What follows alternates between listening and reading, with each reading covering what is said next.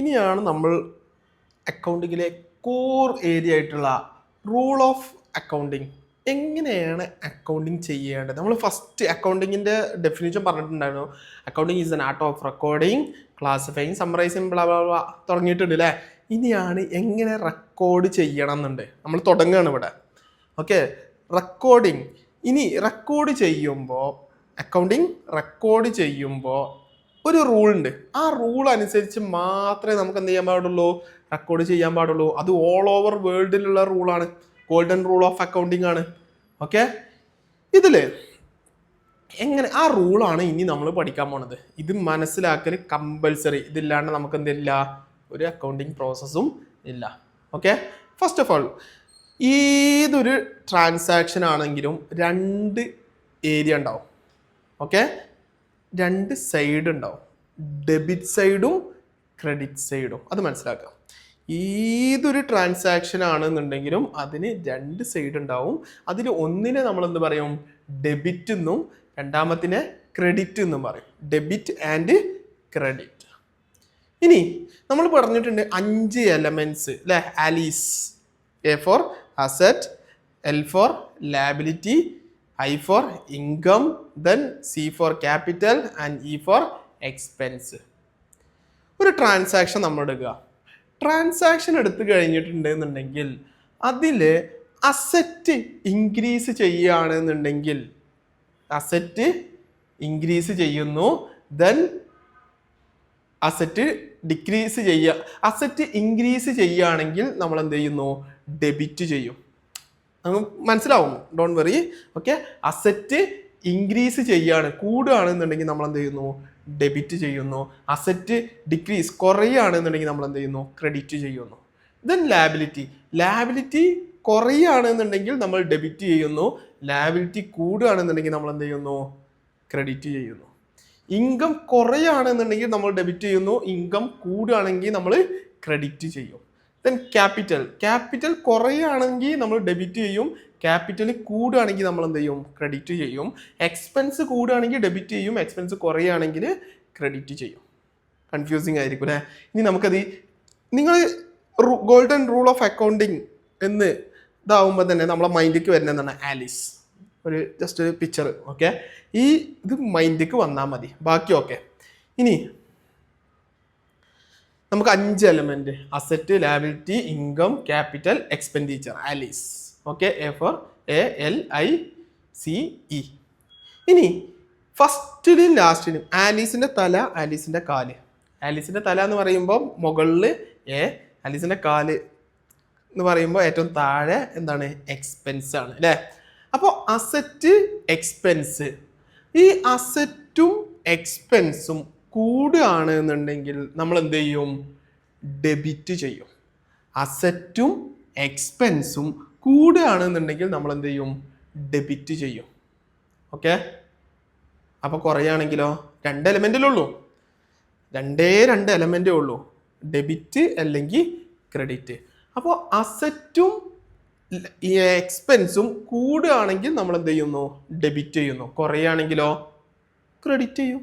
അത്ര തന്നെ. കൂടിയാൽ ഡെബിറ്റ് ചെയ്യും, കുറഞ്ഞാൽ നമ്മൾ എന്ത് ചെയ്യും, ക്രെഡിറ്റ് ചെയ്യും. ഓക്കെ, ഇനി ലാബിലിറ്റി, ഇൻകം, ക്യാപിറ്റൽ, ഈ 3 ഉണ്ട് അല്ലേ.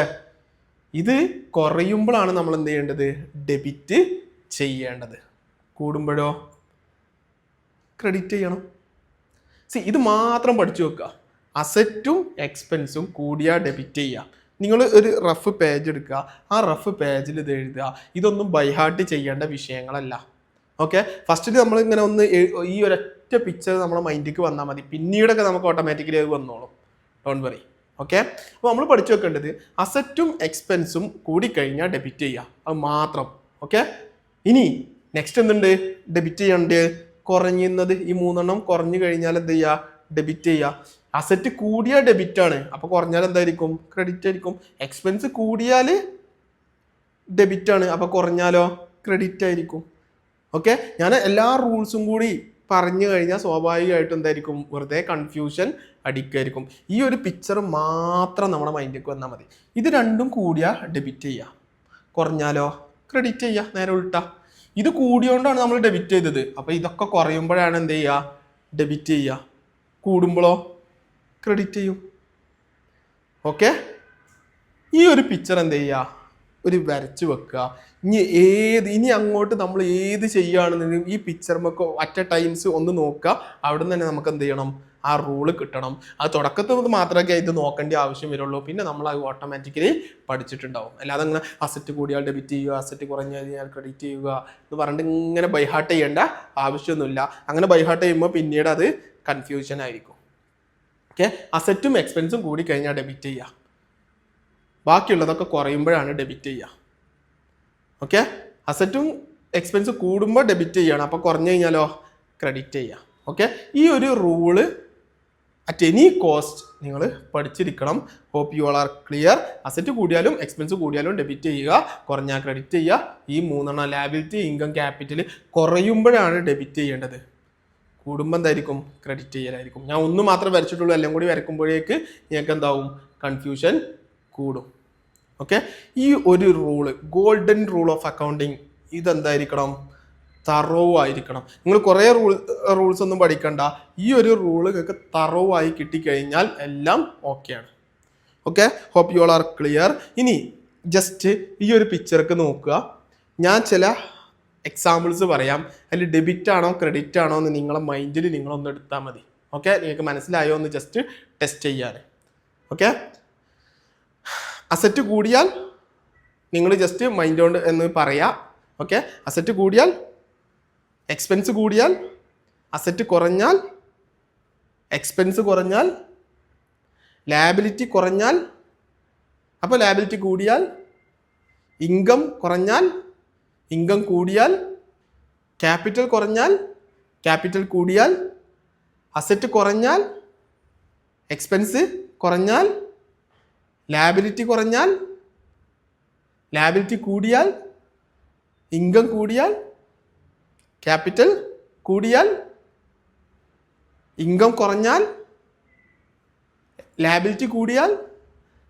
ഞാൻ ഈ പറയുന്നത് ജസ്റ്റ് നിങ്ങൾക്കൊന്ന് റിവൈൻഡ് ചെയ്യാനും വേണ്ടിയിട്ട് ഞാൻ ജസ്റ്റ് പറഞ്ഞു എന്നേ ഉള്ളൂ. നിങ്ങളത് നോക്കിയിട്ട് ഇത് പഠിച്ചതിന് ശേഷം മാത്രം നെക്സ്റ്റ് സ്റ്റേജിലോട്ട് പോവുക. ഓക്കെ, ഇനിയുള്ളതൊക്കെ വളരെ ഈസി ആയിരിക്കും. ഓക്കെ, ഈ റൂള് നിങ്ങൾക്ക് കറക്റ്റ് കിട്ടിയാൽ മതി. പിന്നെ എങ്ങനെയാണ് ചെയ്യുക എന്നുള്ളതായിരിക്കും നമ്മൾ ഇതാവുക. ഓക്കെ, നെക്സ്റ്റ് നമ്മൾ റെക്കോർഡിങ് സ്റ്റാർട്ട് ചെയ്യും. ജേർണൽ എൻട്രി എങ്ങനെയാണ് എഴുതുക എന്നൊക്കെ ഉള്ളത്. അപ്പോൾ ഇത് പഠിക്കാണ്ട് നമ്മൾ ഫർദർ പോകുന്നത് ഡിഫിക്കൽട്ട് ആയിരിക്കും. ആദ്യം നമുക്ക് എന്താണ് ഈ പറയുന്ന 5 എലമെൻറ്റ് എന്നുള്ളത് വൃത്തിക്ക് അറിഞ്ഞിരിക്കണം. ഓക്കെ, 5 എലമെൻറ്റ് എന്താണെന്ന് അറിഞ്ഞിരിക്കണം. ഇത് എപ്പോഴാണ് ഡെബിറ്റ് ചെയ്യേണ്ടത്, എപ്പോഴാണ് ക്രെഡിറ്റ് ചെയ്യേണ്ടത് എന്ന് അറിഞ്ഞിരിക്കണം. അപ്പോൾ നിങ്ങൾക്ക് ഡൗട്ട് ഉണ്ടോ, എന്താണ് ഇപ്പോൾ ഈ ഡെബിറ്റ് ചെയ്യുക, എന്താണ് ഈ ക്രെഡിറ്റ് ചെയ്യുക എന്നൊക്കെ പറഞ്ഞത് എന്നൊക്കെ. ഡോണ്ട് വെറി, അതൊക്കെ നമ്മൾ നെക്സ്റ്റ് ലെക്ചറിൽ കംപ്ലീറ്റ് ചെയ്യും. Okay, right.